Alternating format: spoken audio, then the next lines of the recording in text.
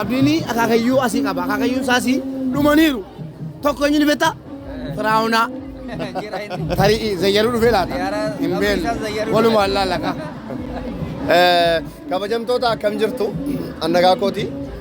Radii Adam Soddaa baay'ees kabajna baay'ees jaallanna. Soddaa akaakayyuu mubee deemnee ilaalla. Baga nagayaan dhuftee. Eessa na daawwachiista amma biyya kana sagalee ol fuudhu. Biyya kana bakka ati feete bakka ati barbaadde siin deemna jalqaba irratti bakka akaakayyuu jedhaa jiru garuu akaakayyee. Okay, obboleewwan namoonni viidiyoo kana ilaaltanii eessa deemnee akka isin daawwachiisnu barbaaddu. Viidiyoo waraabni isin biraan geenyu. Namni komentii jalqabaa barreesse. Badhaasa maal badhaasa? Biyya kana keessa yoo hin jiran. Yoo komentii jalqabaa irratti bakka daawwannaa bareedaa abdiin naquu qaba yookiin bakka sana nu agarsiisaa jedhee gaafate. Ana baajata gootiin natu isin geesse isin daawwachee isin fide. Waaw! Kanaafuu namoonni immoo biyya kana hin beekne yookaan odeeffannoo kana hin qabne namoonni jalqaba irratti barreessitan baajata isaatiin deemnaa turtii gaarii galatooma alfaadhaa.